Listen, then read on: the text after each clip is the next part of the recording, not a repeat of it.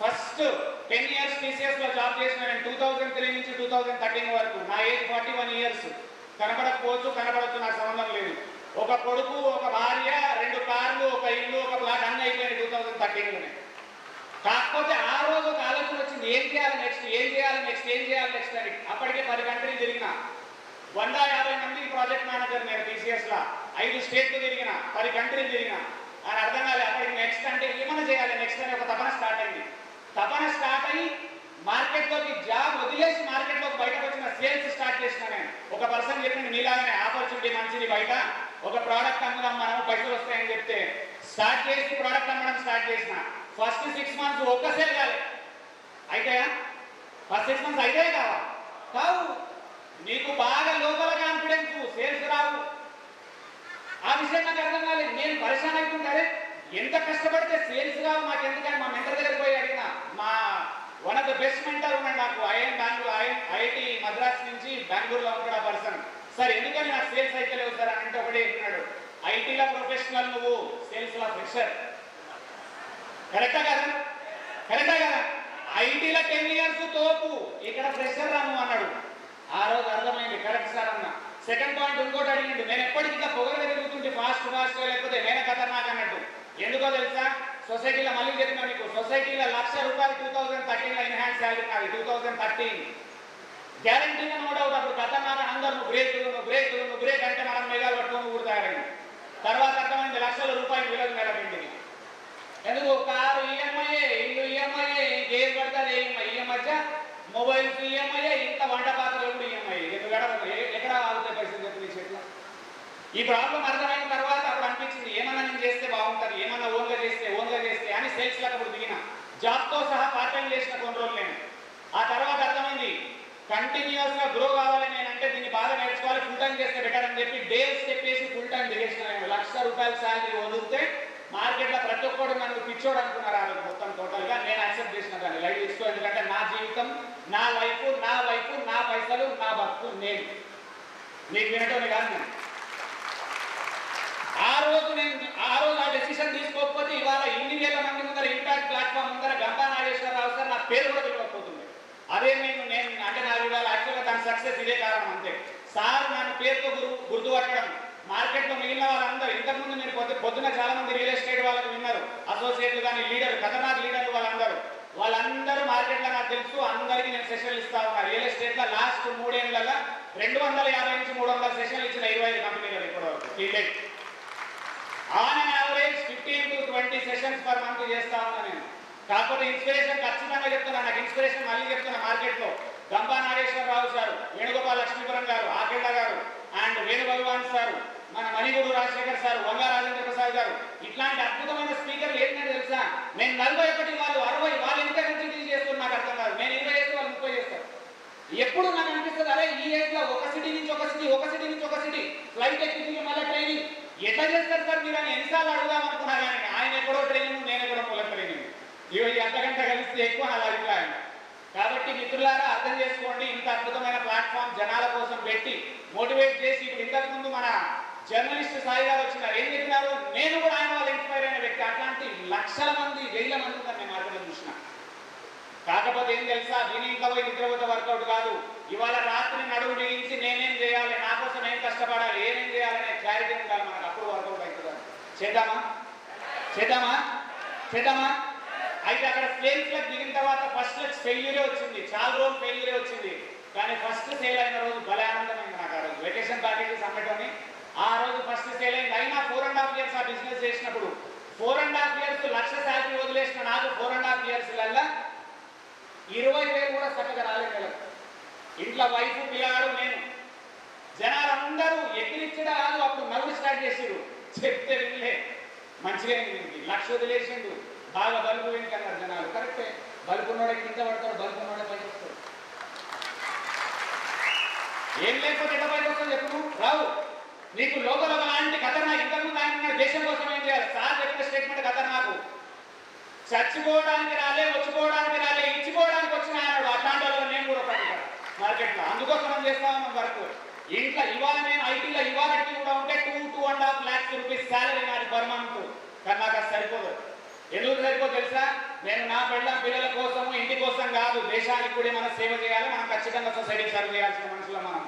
పోయిన తర్వాత జనాలు గుర్తుంచుకోవాలి, ఉన్నప్పుడు గుర్తుంచుకోవడం గొప్ప విషయం కాదు. కాబట్టి దానికోసం కష్టపడుతూ ఆ 4.5 years ఫెయిల్ అయిన నాటికి ఎందుకు ఈ స్టోరీ చెప్తున్నా వినండి, ఇంపాక్ట్ లింక్ ఉందని. ఆ 4.5 years ఫెయిల్ అయిన తర్వాత నాకు అప్పుడు అనిపించింది ఏం చేయాలని ఆలోచిస్తున్న టైంలో. అయితే మీకు ఒక చిన్న పాయింట్ చెప్తా. ఇక్కడ 4.5 years నేను ఎందుకు కష్టపడ్డాను, మా గురువుని అడిగిన, సార్ పైసలు వస్తలేవు ఎన్ని రోజులు చేయాలి బిజినెస్ అని అడిగిన. ఆయన ఒక పాయింట్ చెప్పిండు నాకు, 999 days పట్టుకొని ఉండను అని చెప్పిండు. అంతే మాట. పైసలు రాకుండా 999 days 3 years ప్లస్ పట్టుకొని నా బిజినెస్ 4.5 years వదిలిపెట్టలేను. ఆ 4.5 years తర్వాత మాత్రం ఆయన అడిగిన, సార్ ఇప్పుడు కూడా పైసలు వస్తలేవు ఏం చేయమంటావు అని. అప్పుడు అన్నాడు ఆయన, ఇప్పుడు ఒక చిన్న ఆలోచన చేసుకోరా నువ్వేమన్నా అంటే, ఇంట్లో కూర్చొని ఒకరోజు ఆలోచిస్తున్నా ఏం చేయాలి, నేను ఏం చేయాలి. అక్కడ సేల్స్ టీమ్ వాళ్ళకి ట్రైనింగ్ ఇస్తుంటే పక్క టీం కూడా ఇన్స్పైర్ అయింది. అది గుర్తొచ్చింది సడన్ గా మైండ్ లో. నాకు అనిపించింది ఎక్కడో లోపల స్పీకర్ వాడిని లేపిగా నిద్ర అని అనుకున్న ఓ రోజు పోయి ఇంట్లో పడుకొని ఆ రోజు డిసైడ్ అయినా, ఇక్కడ నుంచి మన రంగం మోటివేషనల్ స్పీకర్ కావాల్సిందే, తెలుగు రాష్ట్రాలలో నిలబడాల్సిందే అని నాకు నేను డిసైడ్ అయినా. అయితే అద్భుతం ఆ రోజు గారు. ఇంకా అది డిసైడ్ అయిన రాత్రి యూట్యూబ్ లో కొట్టిన మోటివేషనల్ స్పీకర్స్ ఎవరెవరు తెలుగు స్టేట్లల్లా ఫస్ట్ వచ్చిన పేరు ఇంపాక్ట్ నాగేశ్వరరావు సార్ పేరు ఫస్ట్ వచ్చింది. ఇంకొకటి అందరు వీడియోలు చూసుకున్న ఆ రోజు రాత్రి నేను ఎవరెవరు మార్కెట్లో ఉన్నారు, ఎవరు ఖతర్నాకు, ఎక్కడెక్కడ ఉన్నారు, ఏ స్పీకర్ ఏంది అని మొత్తం అర్థం చేసుకుని వాళ్ళ పడ్డ కష్టాలు, వాళ్ళ జీవిత చరిత్రలో అన్ని వీడియోలు చూసుకున్న తర్వాత మెంటల్లీ డిసైడెడ్. అప్పుడు కాకపోతే ఫైనాన్షియల్గా చాలా ఇష్యూస్లో పడిపోయినాం అప్పటికే. ఇక అప్పుడు డైరెక్ట్గా వేరే ఆప్షన్ లేదని చెప్పి 2013లో ₹1,00,000 శాలరీ వదిలేసిన నేను స్పీకర్ రిలేటెడ్ రంగంలో జాబ్ ఎక్కానని చెప్పి ఎన్టీఆర్ ట్రస్ట్ లో ప్రోగ్రామ్ మేనేజర్ గా జాయిన్ అయిన 40,000 శాలరీకి 2017లో. జనాలు మళ్ళా నవ్వుడు, ₹1,00,000 వదిలేసిండు. వదిలేస్తే నవ్వుతావు, జాబ్ ఎక్కితే నవ్వుతావు, కింద పడితే నవ్వుతావు, లేస్తే నవ్వుతావు. నువ్వు నవ్వుతా ఉంటావు కానీ చేసేటోని నేను. అది క్లారిటీ ఉండాలి మనకి. ఎప్పుడు సక్సెస్ అయినోడు ఎవ్వడు కూడా జనాలందరూ నీ ముఖం మీద నవ్వుతే తప్ప నువ్వు సక్సెస్ కావు. జనాలు నవ్వకపోతే నువ్వేం కొత్తగా పడగొట్టనట్టు, జనాలు నవ్వుతేనే నువ్వేమైనా చేసినట్టు. జనాలు నవ్వుతుంటే చాలా ఆనందపడాలి తెలుసా, ఏదో స్పెషల్గా చేస్తున్నా నేను, ఏదో స్పెషల్గా చేస్తున్నా. అదర్వైజ్ మీరు కూడా పట్టించుకుంటారు. పొద్దున లేచి జాబ్ రాంగ్ కాదు, మళ్ళీ చెప్తున్నా జాబ్ రాంగ్ కాదు. మిడిల్ క్లాస్ వాళ్ళకి జాబ్ మొట్టమొదటి వరం దేవుడు ఇచ్చింది. కానీ నా క్వశ్చన్ 25 ఏళ్ళకు జాబ్ వచ్చింది, 65 ఏళ్ళు, 70 ఏళ్ళు, 80 ఏళ్ళకు చచ్చిపోతావు. అప్పటి వరకు కేవలం జాబ్ ఏం చేస్తావా, అడిషనల్ ఎక్స్ట్రా చేస్తావా లేదా, అంతే నా క్వశ్చన్. ఎందుకని చేయకూడదు? అడిషనల్ ఇన్కమ్ ఎందుకు ఇంపార్టెంట్ తెలుసా? ప్రతి నెల 10కు పైసలు అయిపోతాయి మన దగ్గర. అందరూ చెప్తారు, ఓ నాకు అంత తెలుసు, యూట్యూబ్ ఏం తెలుసు నీకు, 10 తర్వాత పైసలు లేవు బ్యాంకులో, 10th తర్వాత బ్యాంకులో పైసలు లేవు, ఏం తెలుసు, ఎట్లా తెలుసు సార్ నాకు అర్థం కాదు. అది మనం ఇంకోటి చెప్తాం. అందుకే పార్ట్ టైంలో ఇట్లాంటి ఆపర్చునిటీస్ కోసం వెతుక్కోవడము, కష్టపడము. ఇంకొకటి పార్ట్ టైం కాదు, ఆ జాబ్లో నెక్స్ట్ ప్రమోషన్ ఎట్లా తెచ్చుకోవాలి, నెక్స్ట్ అందరు 5 ఏళ్ళకి మేనేజర్ అవుతారు, నేను 3 ఏళ్ళకి ఎట్లా మేనేజర్ కావాలి. అందరు 10 years ప్రాజెక్ట్ మేనేజర్ అవుతారు, నేను 6 years ఎట్లా ప్రాజెక్ట్ మేనేజర్ కావాలి. అందరు 3 ఏళ్ళ ఫారెన్ పోతారు, నేను సంవత్సరం ఎట్లా ఫారెన్ పోవాలి. ఆలోచన ఉండాలా. సొసైటీ ఈ లెవెల్లో ఉంటే 6,000 ఫీట్ల, నువ్వు 8,000 ఫీట్ల ఉండు. ఆలోచన విధానంలో మైండ్ సెట్, ఆలోచన మార్చు, జీవితం మారుతుంది ఖచ్చితంగా. డౌటే లేదు, ఎట్లాంటి డౌట్ లేదు నాకు. ఇక్కడ ఉన్న అందరూ ట్రైనర్లు, వచ్చిన అద్భుతమైన ట్రైనర్లు. సుధీర్ సాంద్ర 10 years నుంచి చేస్తా ఉన్నాడు మార్కెట్లో ట్రైనింగ్స్. ఎంత అద్భుతమైన ట్రైనింగ్ చూడండి. 10 years, నా ఏజ్ కంటే చిన్నోడు 10 years ముందే ఫీల్డ్కి వచ్చేసిన చూడు, ఎంత అద్భుతం. మేమందరం ఫ్రెండ్స్ లాగా బయట ఉంటాం తెలుసా. ఎక్కడ పోటీ లేదు. ఎందుకు పోటీ? నీకు నాకు పోటీ. 1000 కంపెనీలు ఉన్నాయి బయట, నువ్వు నేను కొట్టుకుంటామా? ఇద్దరం కలిసి మార్కెట్ దున్నాలి తప్ప మనం కొట్టుకుంటామా? ఇప్పటికీ వేరే వాళ్ళ సక్సెస్ చూసి ఆనందించమని చెప్పి టీవీ రంగరాజు అదే ఫాలో అవుతా ఉన్నా డైలీ. నువ్వు సక్సెస్ అయినవా, సూపర్ బైక్ చేయి బై, గ్రేట్, నువ్వు నేను కూడా చేద్దాం. అంతేగాని జలసి నేను పాడుతున్నా, వీడేస్తున్నా అని వచ్చిందా. కొన్ని సక్సెస్ఫుల్ క్యారెక్టర్ ఉండాల్సిన లక్షణాలే మిడిల్ క్లాస్ వాళ్ళ దగ్గర లేవు. నువ్వు దాన్ని ఇన్వైట్ చేసుకోవాలి, ఇన్కల్కేట్ చేసుకోవాలి, నేర్చుకోవాలి. ఇట్లాంటి సెషన్లలో మళ్ళీ చెప్తున్నా, రాజేంద్ర ప్రసాద్ సార్ చెప్పిన ఒక పాయింట్ ఎంత అద్భుతం అనిపించింది తెలుసా నాకు. అమ్మాయిని ఇస్తుంటే సివిల్ స్కోర్ చెక్ చేయాలి. చెయ్యి. ఎట్లా చేయాలి సివిల్ స్కోరు? 600 సివిల్ స్కోర్ పిల్లని ఇస్తే అప్పుల పాలైతాడు వాడు, నీ పిల్లని కూడా అప్పులలో వేస్తాడు వాడు. ఎంత గ్రేట్ పాయింట్ నాకు అనిపించింది. ధనం పెట్టాలన్నట్టు వాళ్ళకు. నేను అక్కడ కూర్చున్నా, సివిల్ స్కోర్ అన్నాడు. పెళ్లి చూపులలో సివిల్ స్కోర్ ఏంటి అనుకున్నా. సూపర్. ఎందుకు తెలుసా? పెళ్లి ముందే సివిల్ స్కోర్ ఆగం ఉంటే పెళ్ళైనాక మొత్తమే ఆగం అవుతుంది. కానీ విని నేర్చుకున్న వాళ్ళు కూర్చొని కూర్చోవడం కాదు, పట్టుకోవాలి, మైండ్లోకి ఎక్కించుకోవాలి, రేపటి నుంచి ఆచరించాలి. కానీ ఆయన ఇంకో అద్భుతమైన పాయింట్ చెప్పింది సారు. మ్యారేజ్ కౌన్సిలింగ్ జనాల దగ్గర తీసుకుపోయి కౌన్సిలర్ దగ్గరికి వీళ్ళిద్దరికి పడదా అడుగుతున్నారు. నిజమే, ఈ ప్రాబ్లమ్స్ చాలా ఎక్కువైతున్నాయి ఈ మధ్యకాలంలో.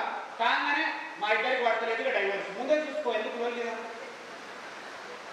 ఎప్పటికీ పెళ్లి మన తల్లిదండ్రులు కష్టపడి పెళ్లి చేస్తుంది, ఎందుకంటే దొరకరు నాకు. ఈ దొరకక నిన్న మొన్న పెళ్లి రాగానే మళ్ళీ వాళ్ళు పెడతా, నాన్న సెట్ అయితలేదు అమ్మాయి, నిన్ననే పెళ్లి చేసిన 4 గంటలు కష్టపడి నేను.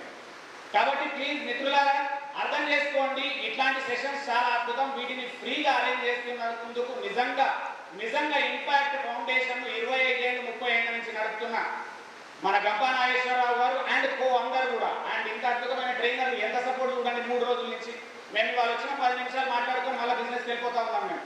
కానీ వాళ్ళు మొత్తం ఉండి ఇక్కడ కష్టపడి చేస్తూ ఉన్నారు. దీనికి మీరందరూ చేయాల్సింది సింపుల్, 3 రోజులు కూర్చోండి, ఎక్కడికి వెళ్ళిపోకుండా అందరి కంటెంట్ వినండి. ఏ స్పీకర్ ఏ రోజు ఏ పాయింట్ చెప్తే మీ లైఫ్ మారుతుందో తెలియదు. కాబట్టి దానికోసం వెతకండి. ఇక్కడ వచ్చి టైం పాస్ లేదు, ఇక్కడ గుర్తుంచుకోండి. అందరూ కూడా ఖచ్చితంగా కూర్చొని మనం సెషన్ విని, సెషన్లో ఏ పాయింట్ నేర్చుకున్నా ఏం ఆచరించాలి, ఏం నేర్చుకున్నా ఏం ఆచరించాలి, ఏం నేర్చుకున్నా ఏం ఆచరించాలి, మారిపోతే లైఫ్.